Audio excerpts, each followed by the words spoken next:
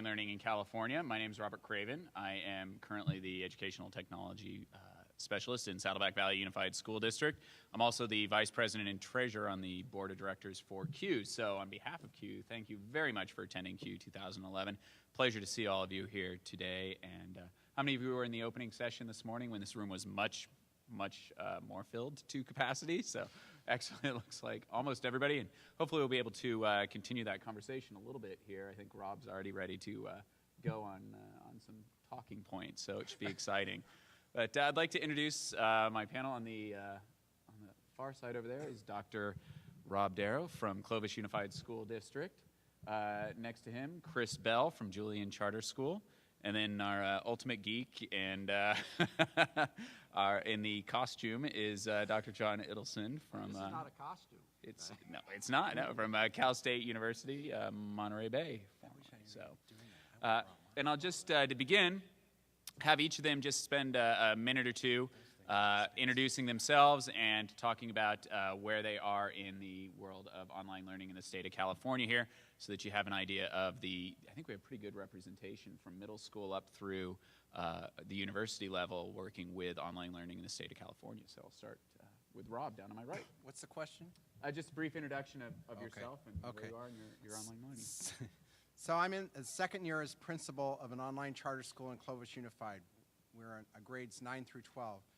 And just to clarify that, it's only charter schools in the state of California that are online that students are really counted. All other counts are estimates presented by people. And so I kind of say that because that's why our district moved in that direction. Prior to that, I did part-time online courses in our school district, but we couldn't figure out a way to fund them ongoing, which is really the bane of all online learning in the state of California and other places, is how to fund it. So that's a little bit about my background. I did just finish my doctorate a year ago, and I wish John was telling me he was bringing his garb. I could have brought mine as well, but it was a great experience getting your doctorate. So if you haven't gotten yours, go for it. And I have not gotten my doctorate yet, but that's next on the task list. But waiting for my kids to get a little older. I'm Chris Bell. I am officially, my job title is Lead Technology Teacher with Julian Charter School. We're an independent study program out of San Diego County, serving also Riverside and Orange counties. I oversee our online learning program for our high school students. So we run kind of a mixed model that has some traditional textbooks with online curriculum and a lot of OER resources. Open educational resources, and then we also run Illuminate kind of blended courses where students are getting synchronous live online instruction in real time, and then also completing asynchronous content. I'm the chair of the e-learning special interest group or also known as LSIG for CUE, which if you're not a member, please join us, and if you're a CUE member, check that box. And basically what CUE, or LSIG is it's the first California committee for INACOL, which is the International Association of K-12 Online Learning. And that's it. I got my hands on a lot of stuff. Thank you, Chris. John? Should say who you are a little more? Is it online or not? Okay, I work in, as I mentioned, Saddleback Valley Unified School District, where I work with the teachers. We both have online programs going, much as Rob was talking about. It is difficult because we don't have a charter school currently, so we're in that situation of a lot of students taking a single class here, a single class there. So we are looking currently to expand that and how to fund that, and really charter does seem to be the only way to go in the state right now. So we are looking at that.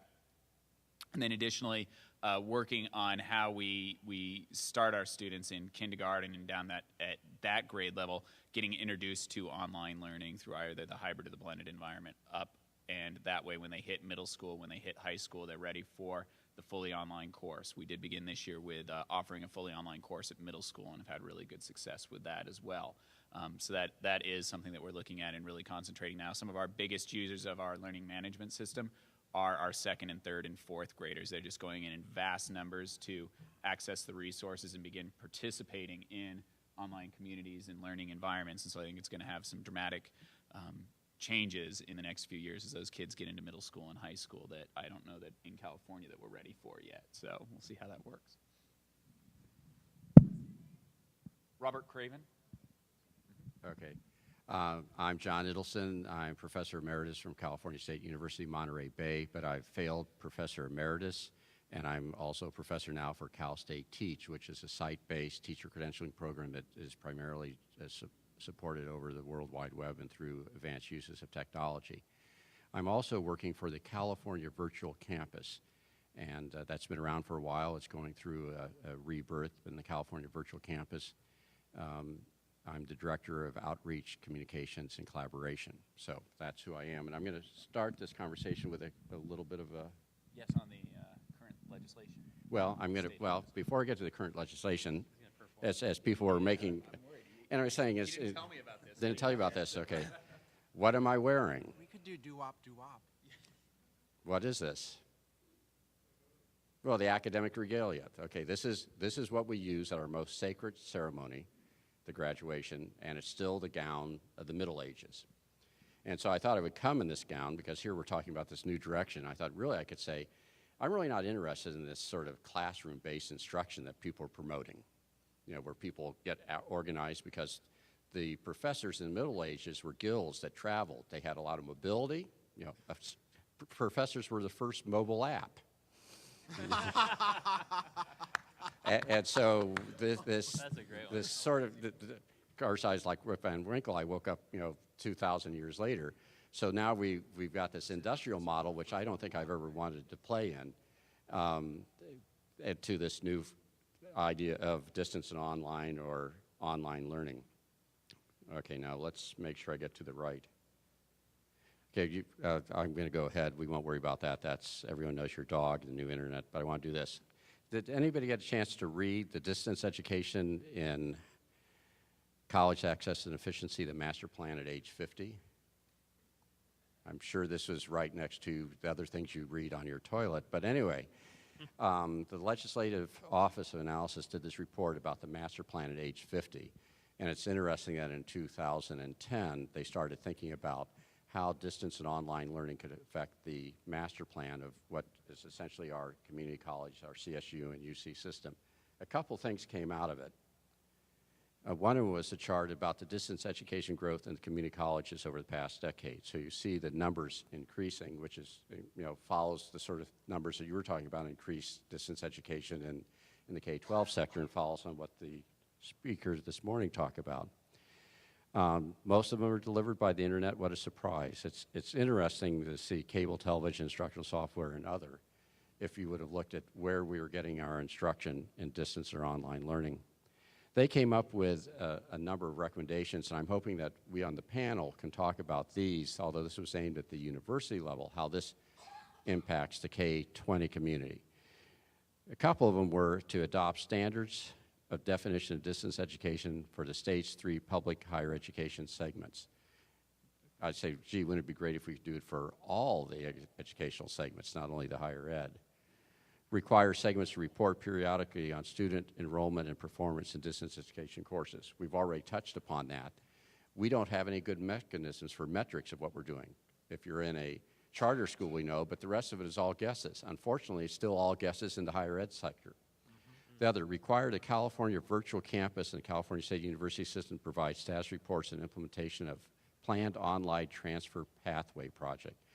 One of the things that's happened is that when you disaggregate the information from the instruction, what's happening with things like Khan University, with people taking a particular online course, you have to figure out how to transfer that credit, how to move it. And so one of these areas is that most of the articulation agreements that allow us to have courses move between our traditional educational systems have not been very effective. How do we make it so that when students take a particular online course that information can be transferred, so they're requiring them or hoping that they'll do that? We won't talk about the other four here, but you could look through them, dealing with repositories, talking about new programs for shared interest.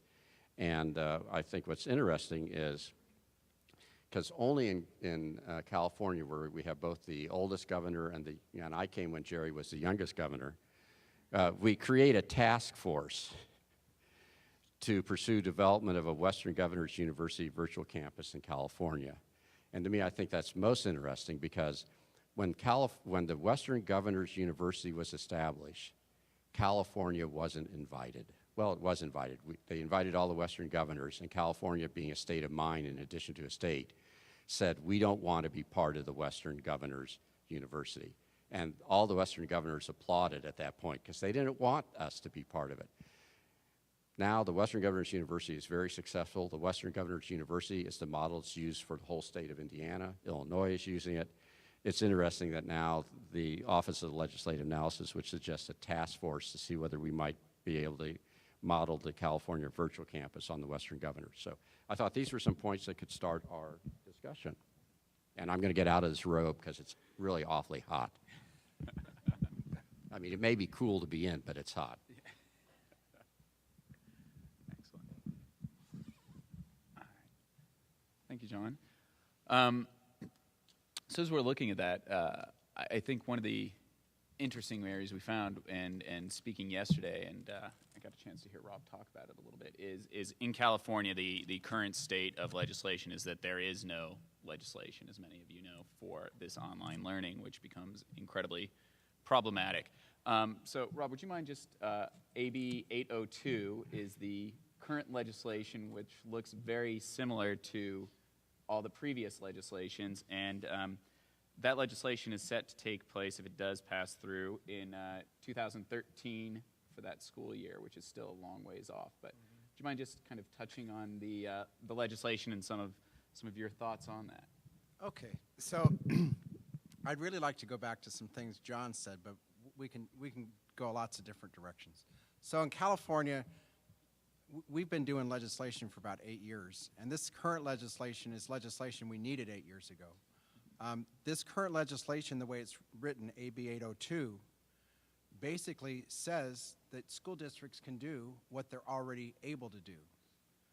If you look at this, the piece of this legislation that's different than last year says that you can, after 240 minutes, you can count online learning as part of your apportionment, which school districts can already do. So from my perspective, this is a really wasted bill, because then you add all the other pieces on it. So school districts can already do what that bill says. So go read AB 802.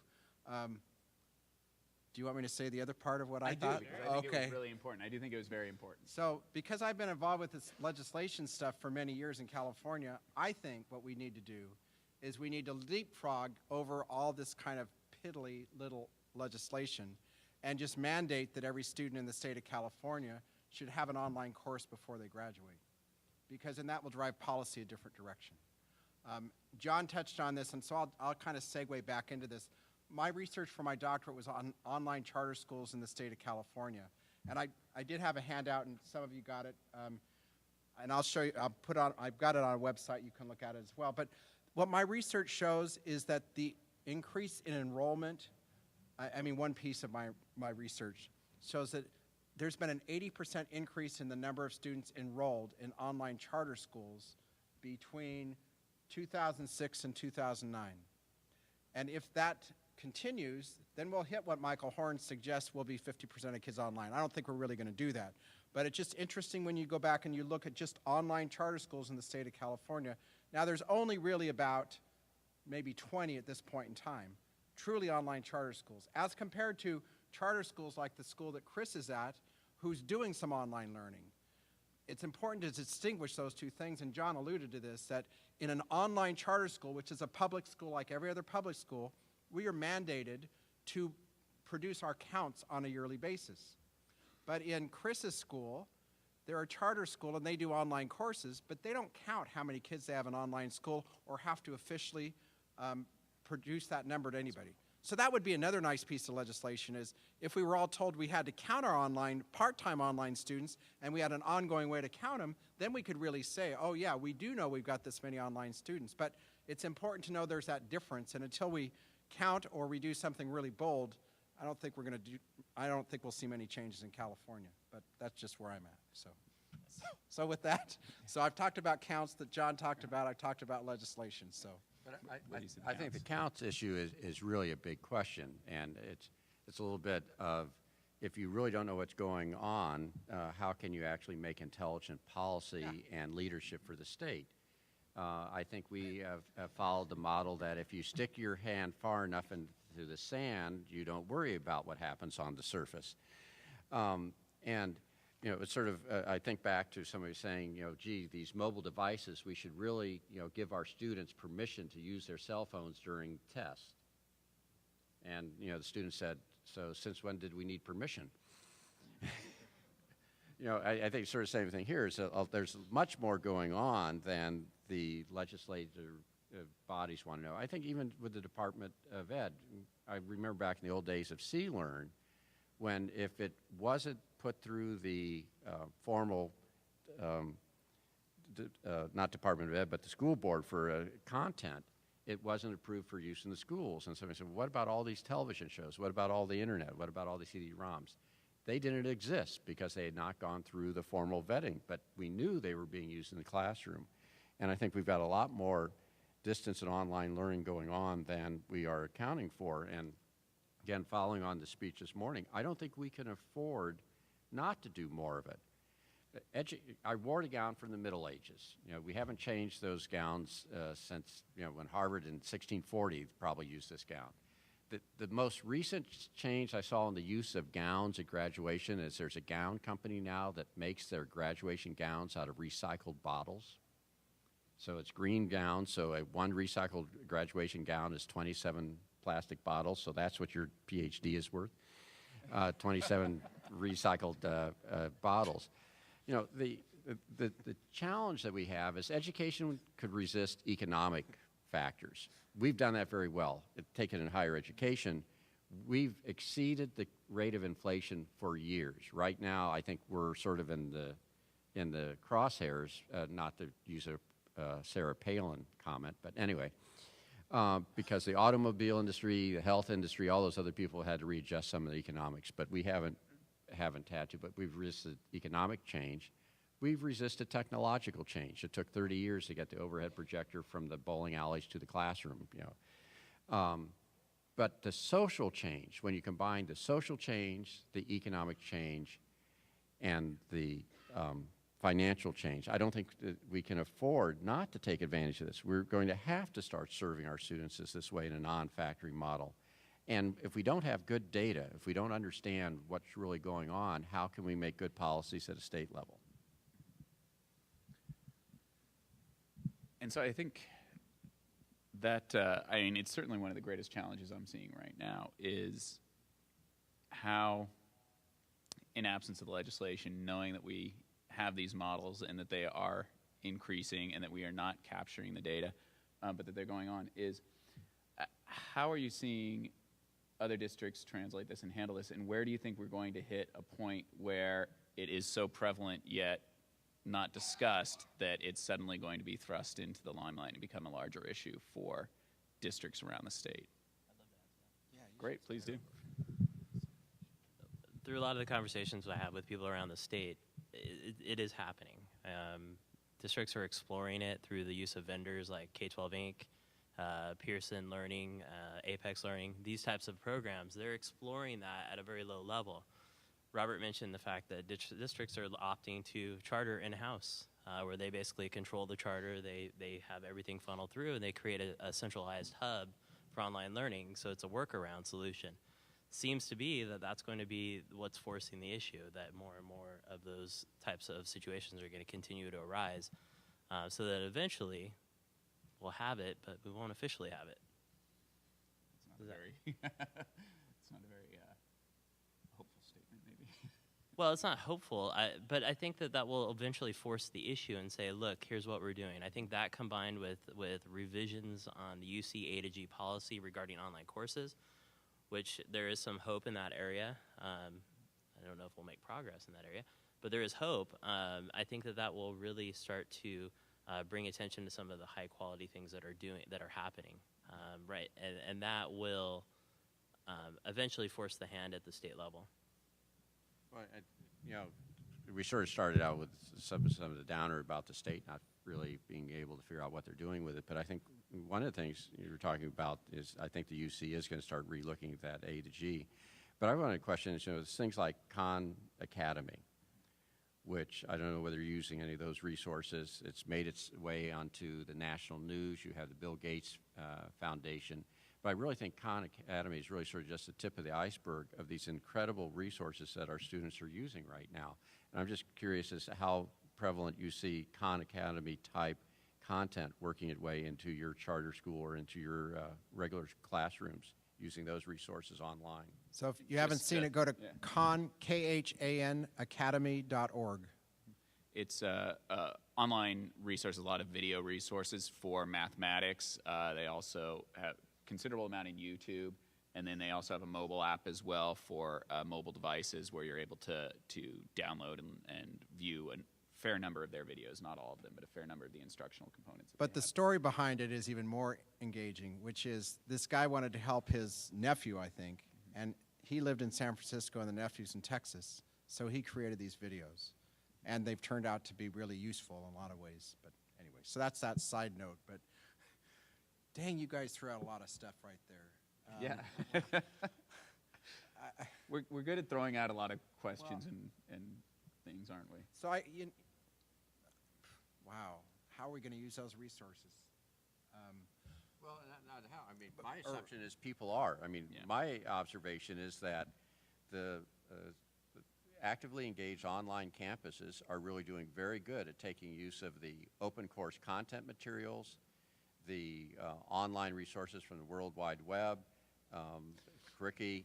So what I'm seeing is this open education movement, and the resources that are available are making it possible that these online institutions can exist, and the cost of content is no longer one of the factors that prevent you from setting up an incredibly strong charter school.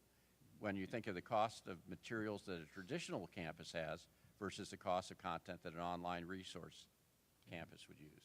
And I'll just, for us, not even looking at the charter school or the fully online school, but when just mentioning Khan Academy and the other resources that are out there, we just had a session, and one of our schools is a 4th through 6th grade. Every student has a mobile iPod Touch device, and they're using Khan Academy every day in those classrooms, especially because they have so many combo classrooms at that school site, that it becomes a wonderful way for the students to get some instruction, let's say the 4th graders, individualized instruction, while the teacher is working with the 3rd graders on some direct instruction, and then can come back and begin working with the 4th graders on what they've learned from watching the videos and going through the instruction that they have online. So we're seeing it even beyond the charter school situations that Rob and Chris are both in, just hitting our younger elementary classrooms even, let alone the upper. And so that's obviously more, just jumping down there, that's obviously more of the blended model, which is really part of the conversation that has to take place, because I think to some degree there is a ceiling that can be reached as to how many kids can actually do coursework online from home, because most parents have to work. And schools do provide a function of babysitting to some degree within our society. And so how do we look at those two worlds? How do you break down the walls of the classroom? And I think that integrating those resources, or Cheryl, who's one of our administrators at Julian Charter, running a flipped type classroom where the kids are coming in a couple days a week, and it's these kind of different models that provide the opportunity to utilize those open resources, and then provide that real face-to-face connection that some of those kids need when they're actually to be successful, when that interaction they need to be successful in that environment. So I was just thinking of a comment either Robert or John made earlier. I think we have reached a tipping point in online learning. Most of us in this room probably remember back when the internet first came on the scene, and we had all these teachers at our schools that said, oh, the internet, it's never going to become part of what we do. And how soon that became a direction, and in most of our districts now we couldn't live without it. It's become a part of what we do. So online learning has been interesting in the sense that without policy, without any mandates, it's becoming a direction that we're all going to do whether we want to or not. And in California, I think the head in the sand is a great analogy, because as you look at other states and what's going on in other states, they're already there, and we're already there, but we're doing it kind of, hidden from other people, because we don't want too many people to know what we're really doing, because we're afraid that the State Department of Finance is going to come down on us and say, oh, we're going to take your money because there's nothing in law that says you can do that. And so it's an interesting kind of dichotomy in that respect. But I think that's the reality, is we've reached a tipping point.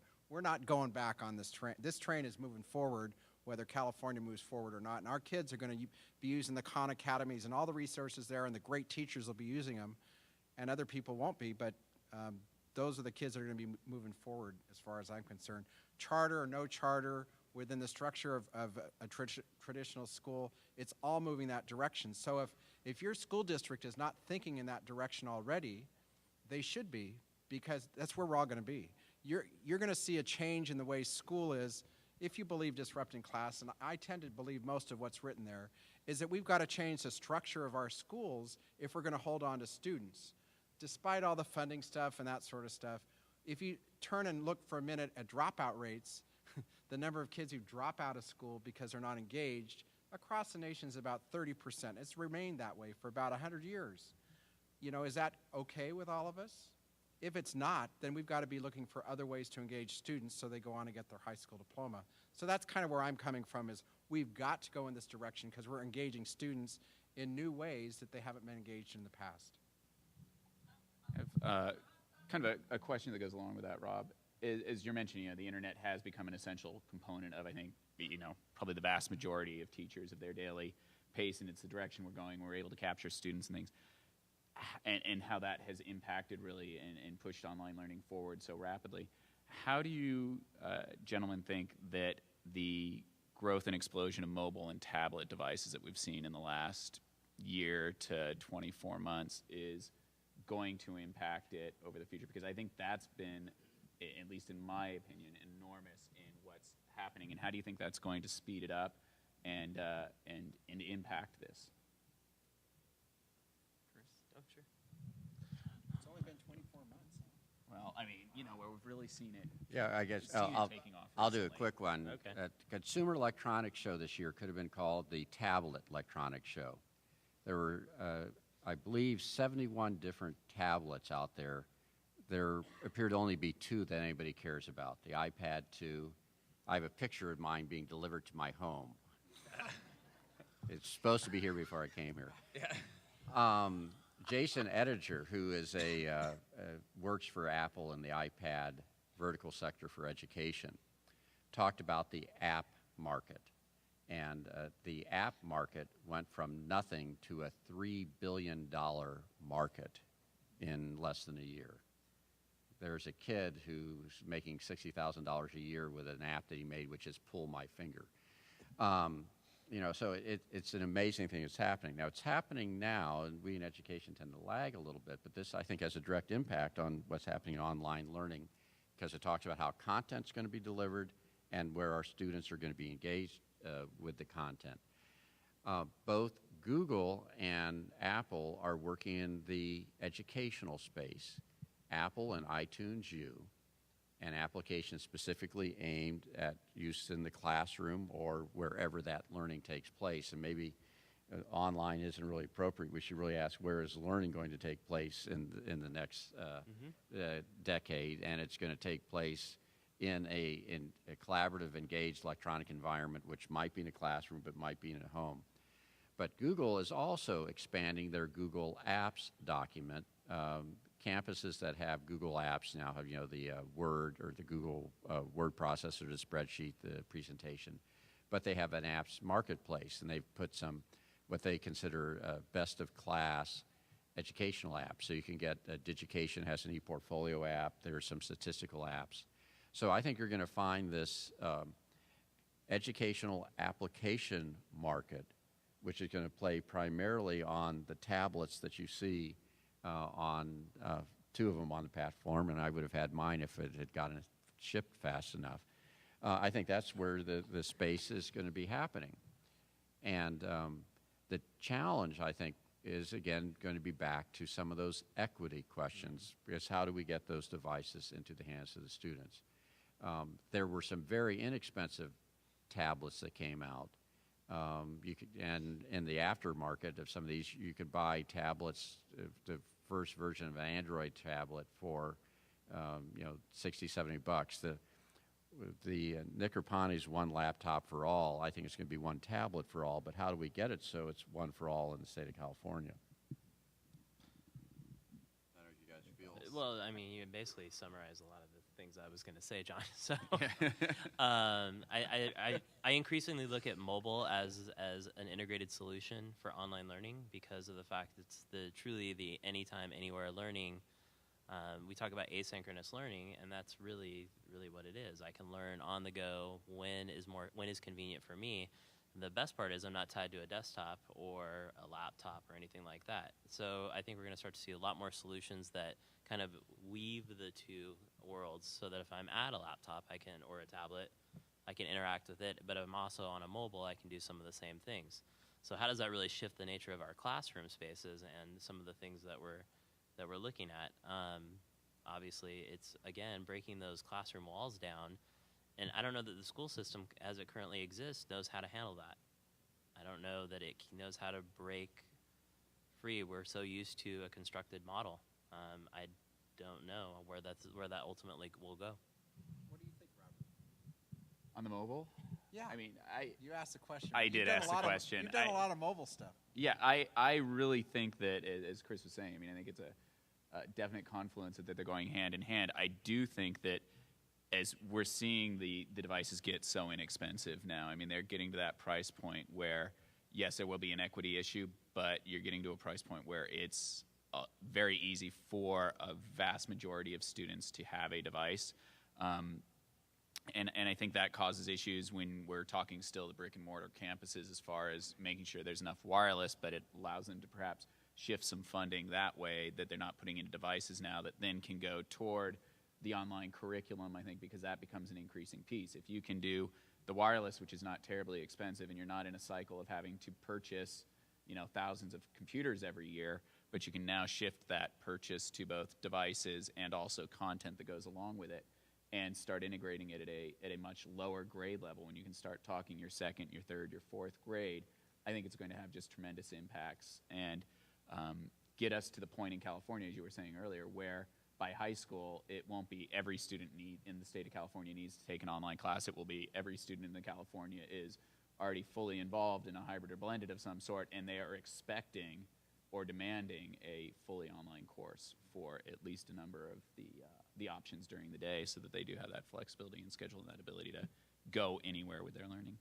I think the part that you touched on is, you know, devices are getting cheaper, and the issue is, I think, it's not going to be device dependent, because you're going to have your Game Boys and your Wii's and the 360 Connect having it. But you talked about having the bandwidth. We really didn't quite figure out how to get bandwidth to the schools when it came to technology. And if you're around at 4 o'clock today, we're going to talk a little bit about video in the schools. But we had cable in the classroom that got the television channels that into schools because they couldn't pay for it, but they had it at homes. Then we had the, what's the rate? The E-rate to get the high bandwidth to the schools. But it wasn't really, it was a backwards way of making sure the schools had access to the bandwidth. I think that's going to be the real challenge with the broadband issue of access. The National Educational Technology Plan and the National Broadband Plan, I think, are really going to have a greater impact on what happens with virtual and online learning in not only California, but in the United States. Because if we don't figure out a way to make sure that people have access to the bandwidth that they need to be able to get this rich content, we're going to have a lot of free or low-cost open source content. The funds that went to the publishers are going to be able to be redirected. But, and I think the technology is going to get cheaper. You can buy iPad 1s now, and again, they're only a year and a half old for half price. But what? Not even a year old, yeah, right, for half price. Rob's right now? Yeah, right. I want an iPad too. But I think we're finding that getting access to bandwidth, and that's going to be a challenge that we haven't quite figured out how we're going to pay for it so it's equitably distributed. Can I touch on that now? And then I'll get the couple questions. I think, that are though, out that there. when we're looking at a bandwidth issue, with kids bringing their own devices and that intersection of mobile and online, they're going to be coming with 3G, 4G plans. that's going to circumvent most existing systems. So it's really going to, yes, there will need to be a backbone for wireless Wi-Fi access. And some schools have been forward-thinking, or some districts have been forward-thinking and putting a robust network in place. You guys have invested in that area. So that creates a situation at home. But beyond that, these kids are getting around the filter. They're bringing access to school. But that still is an equitable access issue about what do you do with the kids that don't have those types of devices, whether they're at home or whether at school. So I had a couple questions. I had one there, and then in the back. So I'll start over there.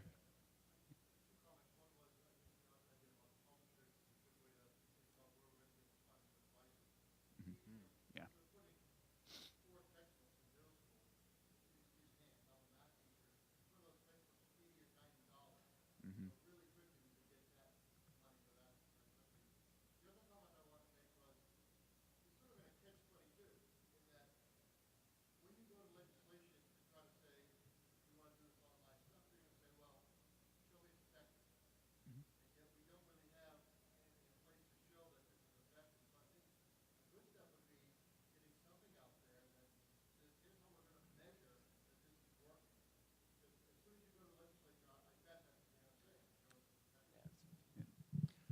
So what you just said is not true. There's been tremendous research over the last 30 years about computer-assisted instruction, and it's shown every time, that it's as good as or better than traditional instruction. There's been tremendous research in that area. So I just have to say, when people say there's no research, there's lots of it showing that direction. Now, if you say, well, there hasn't been research specifically on this piece, that's true. But any time computers are involved, it always shows that it's as good as or better. Yeah, and there was a recent, the recent study came out? It was about 300 pages that the government released, a 30-year study on just that at all levels, from elementary education up through professional adults, in any field going through online instruction. And over that 30 years, it showed time and time again greater gains for those that were involved in some sort of online learning. Yeah, or computer assisted. To talk about the research, but any teacher who can be replaced with technology should be. And the state of Florida, when they were doing online courses at the university and there were concerns with them, did a lot of investment to study the effectiveness of their online courses. And they gathered all this metrics, and some did better, some did worse, tended to do better. President of the university said, how do these courses compare to our physical site-based courses? And when they looked, they said, well, we don't have the same data. So they went and started collecting the same data on their face-to-face courses. And they came up with a surprising statistic. Good teachers online were also good teachers face-to-face, and poor teachers face-to-face were also poor teachers online. So the defining factor is not the technology, but is in fact the quality of the teacher. Now, the quality of the teacher can be greatly influenced by the tools that they have available to them. And that's, I think, where we're seeing these incredible boosts. And where, I think of the textbooks and the Williams Act, where we're sitting there counting whether there's a textbook per child, where I've been in a number of classes where the textbooks are not used at all. The resources that are actually in front of the kids are those that they're getting off the internet or shared with their fellow teachers, that the textbook is really not the critical element that makes a difference. There's actually higher quality content than many of our textbooks have. You had a question down here in the red, and then we go to Bob. Yeah.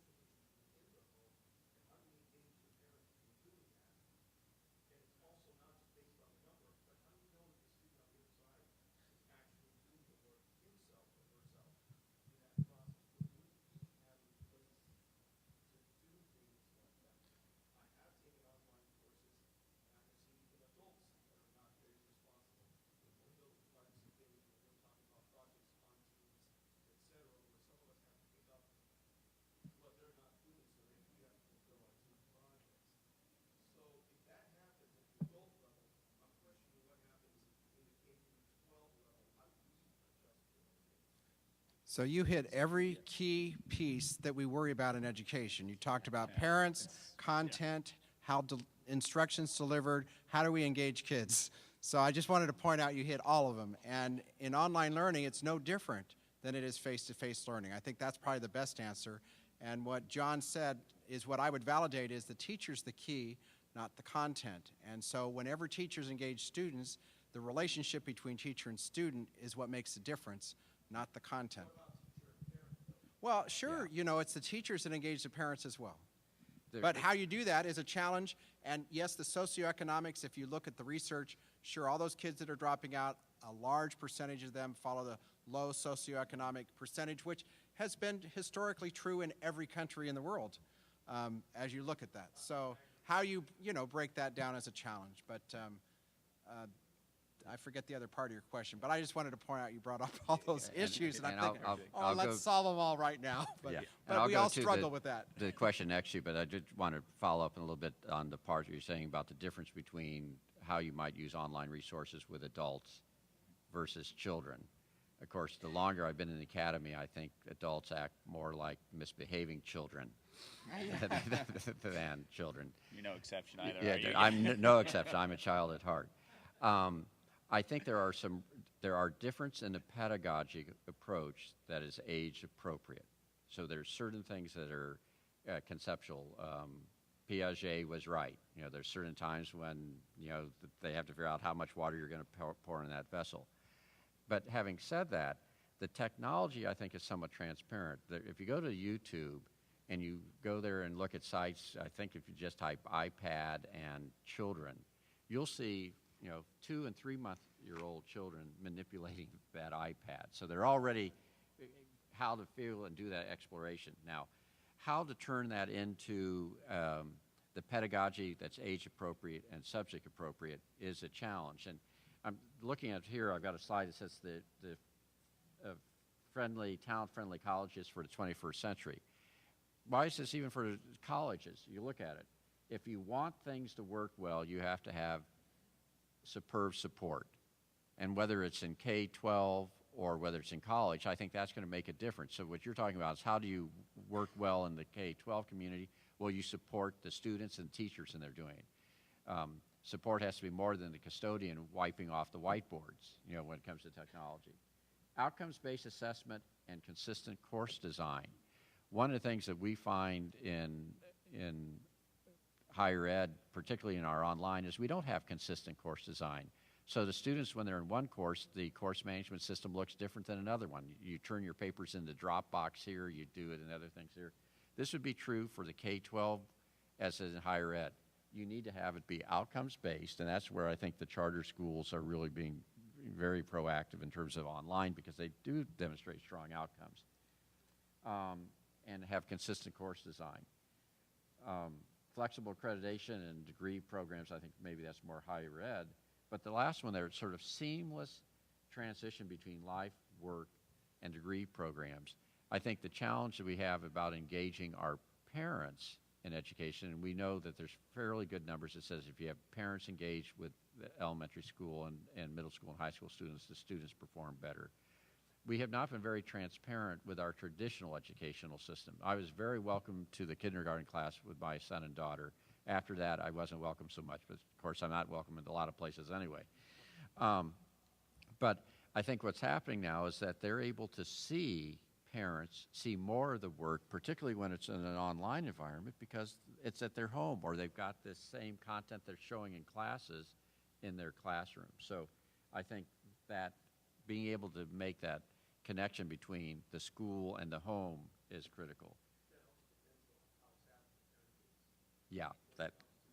Yeah. Can I speak? Yeah, and I'll turn it over. I think that the point of parent engagement is a critical one because just like the teacher is any teacher in a classroom or an online setting is critical to student success, so much so obviously the parent is as well. And so what you see in different programs out and about, and I'm not sure if it's Florida Virtual School, but basically they develop a team around those students that supports the kids, and the kid is very involved in the process.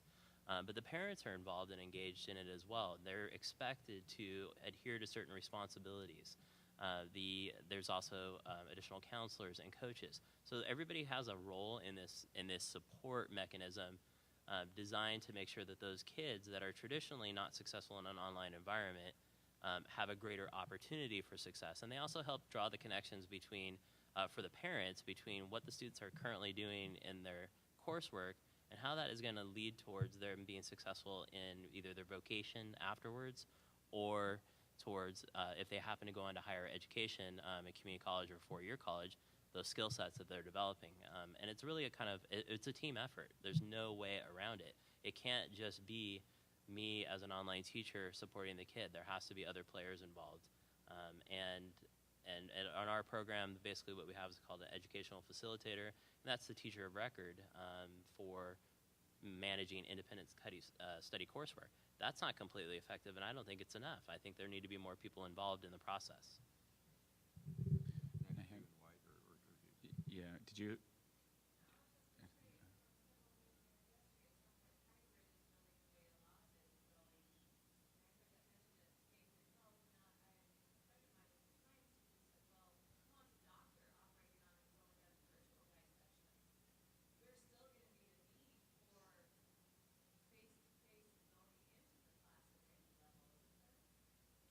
I don't think anybody's saying that face-to-face learning is going away. I think people are saying that all schools got to look in different ways and engage students in a variety of ways. And that if you only do it face-to-face, then you're missing out on all the great things that are happening online. It can or can't be. It just depends how you look at it. And I have a question in the back there, and then we'll see.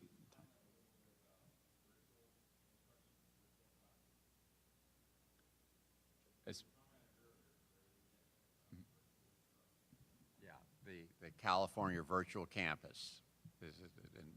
And so what does it, do we go to virtual campuses with virtual classes and get paid virtual money to pay for our virtual mortgage?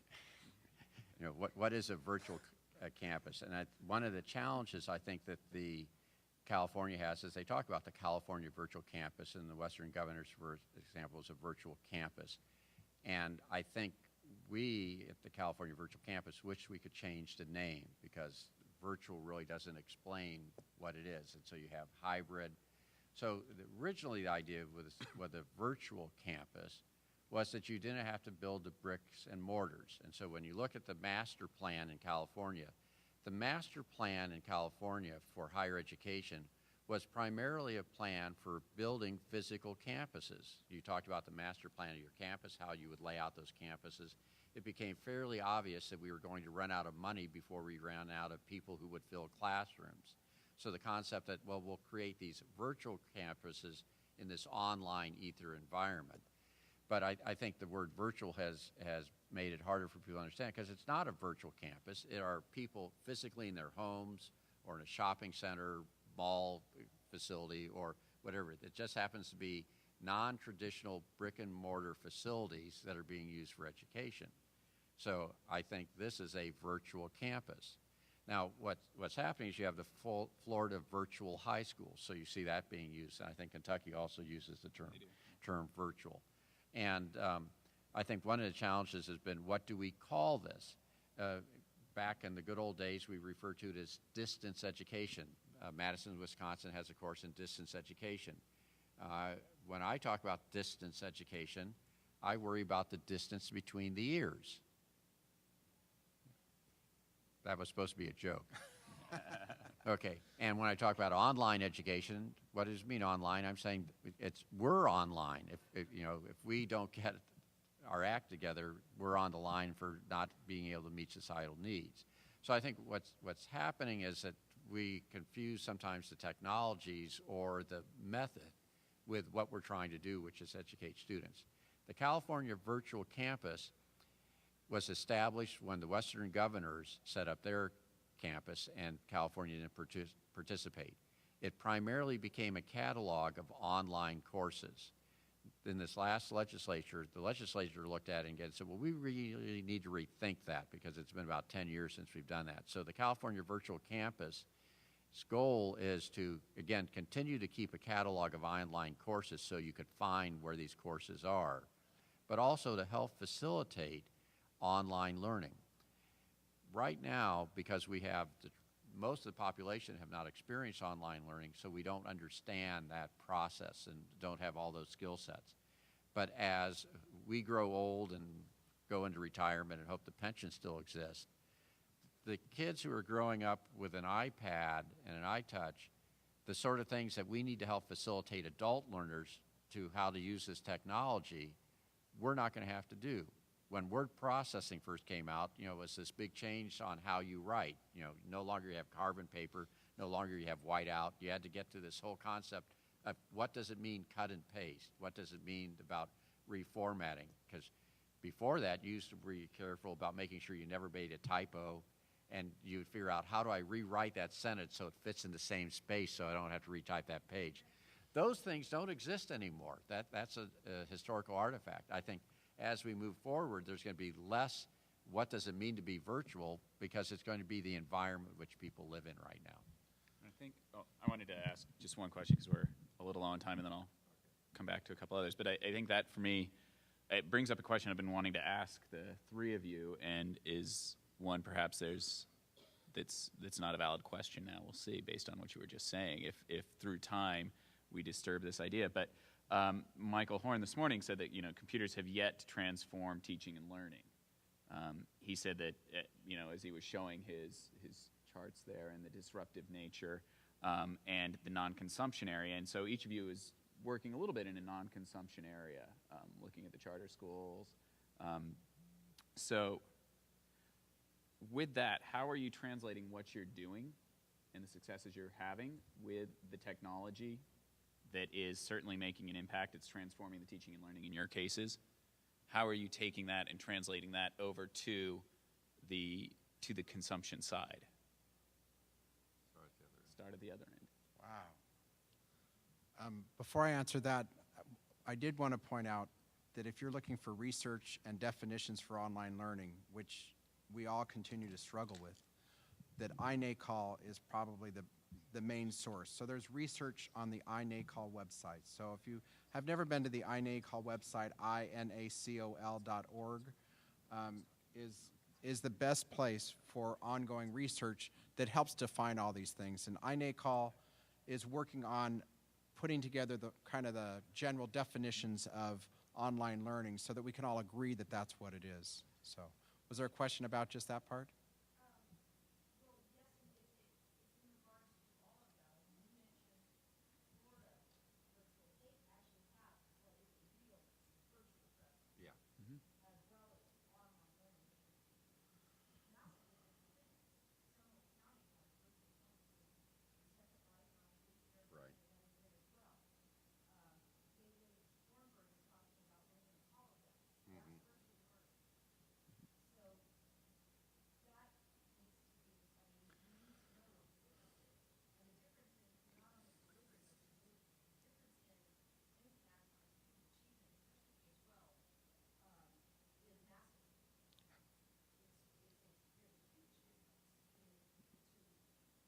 Yeah, when you So talk that's about why I virtual, mentioned like Worlds of Warcraft and virtual spaces, that is a different. So that's why I mentioned the iNACOL website is probably the best part. But to get back to Robert's question, which was, how are we moving from non-consumption into consumption? I think the consumption is not in the technology as much as it is the change in the thinking of the teachers, the parents, and the students who are involved, at least in my school at this point in time. You know, they like the idea of having freedom of time when they do their work. There are kids in my online school that like waking up at 11 o'clock in the morning and not 8 o'clock in the morning. They like that kind of flexibility to go and do a job a couple days a week and then doing their schoolwork at other times. But we, in our traditional schools, we don't have those models. So I think, I don't think of it as a technology as much as thinking of school in a different way, that's where the consumption's coming in. So. And so I guess as a follow-up to that is, are you finding ways that you're able to take what you're doing that's successful in, and how are you translating that to the larger system there in Clovis or other areas, your successes, or is it still? I don't think, well, this is Rob Darrow's opinion. I don't think it will ever translate back to the traditional system with the way we've got it now. And Chris mentioned that earlier. And that's the whole theory of disruptive innovations, as well, is to build a separate entity that will influence traditional schools in some way, but it's really, really, really hard, and it takes a long time. So, you know, I can share it as much as I can, but I don't see that happening anytime soon.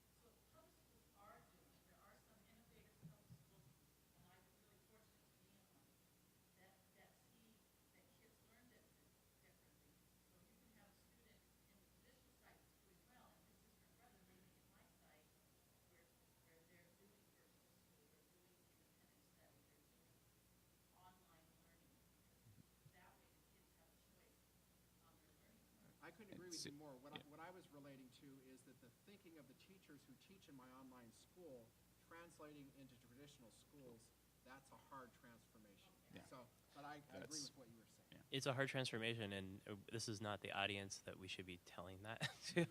You guys are already are on board with that for the most part. Hey, let me get. I'll let him direct. We'll do a. Talk about consumption.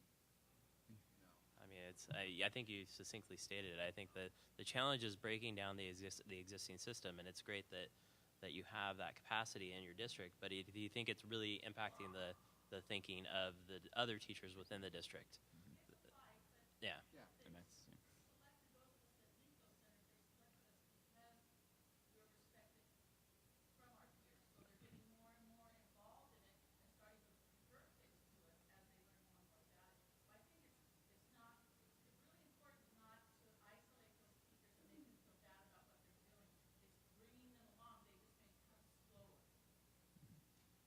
Sounds good. So we have a number of questions. Did you have one, Bobby? You've been sitting on one back there for a while now?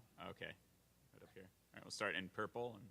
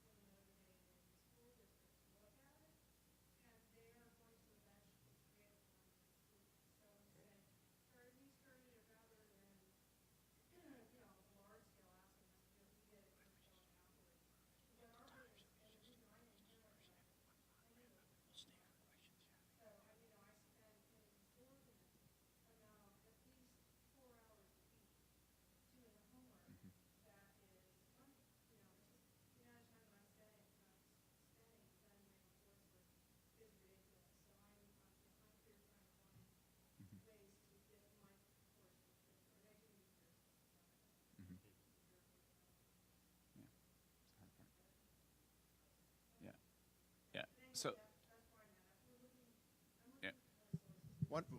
yeah. So one of the challenges you bring up that we've all struggled with is if we have to pay for content year after year after year after year, we're going to run out of money. yeah. And so in our online charter school, I hired teachers, one-shot deal. They created the online courses. It's all out there. If you email me, I'll send it to you. Anybody can use it. But what always happens is a world history teacher goes and looks at the content my world history teacher put together, and they say, well, it's okay, but it's not as good as mine. So somehow we got to break down those barriers as well, but that's the other challenge. That's a big challenge. So what I'd like to do is, just because we are at the time, have everybody just give a quick 1-minute summation of where you think things are going in the future here for California. What your greatest, I guess, either wish or desire for California would be. So you can answer either of those two questions, and then we'll be around for questions. Sure. Yeah, you guys like to talk, doctorates. My vision, I think what I would like to see is a unified vision for online learning in California that both encompasses the virtual spaces as well as the blended. That kind of doesn't separate the two of them and looks at how we can make them most effective, both from a policy and funding standpoint, but also from an instructional and a pedagogical standpoint. I think that through efforts that could come to pass. I think that blended will help force that issue, and then we'll start to see through the examples of what people are describing, these things that are happening, these little pockets of innovation within traditional districts, we'll start to force that issue as well. Well, I think I'm actually optimistic, although I would like some better leadership from the state government.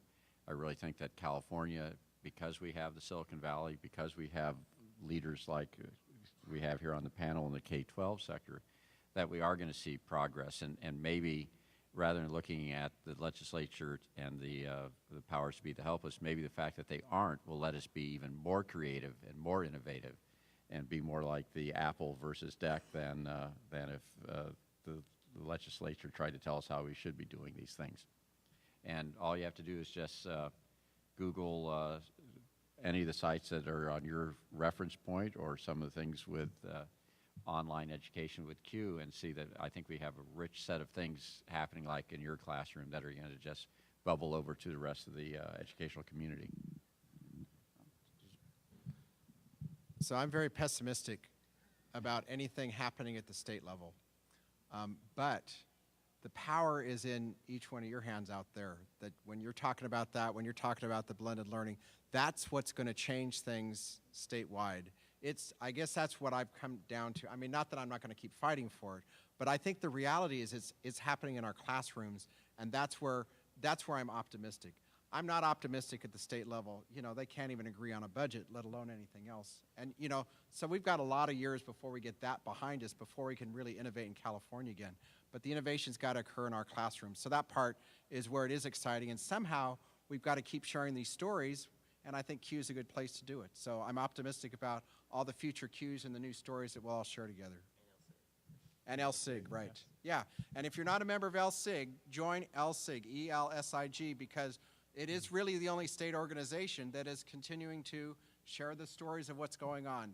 I think that's the only way. It's got to be a ground-up move. Robert, what do you think? I think you guys have summarized it really well. No. I will add, the one thing I will add is that I do really hope that when we're back here a year from now that we've seen the leading edge certification that Q's putting together, that will move and will help us on the teacher end, on getting teachers certified and getting good knowledge of online learning, but also help to push some of the districts into recognizing it and recognizing exactly the burden that it is in creating content and getting those courses together and finding solutions to, at a district level, start to help those teachers in their district to provide resources across the board for all of their students in an environment that will be accessible online via a mobile device, via laptop, or whatever the student happens to have in their hand as they are virtually dispersed around the district. So, Thanks for coming. Thank you, everybody. We did it again. Thanks, guys.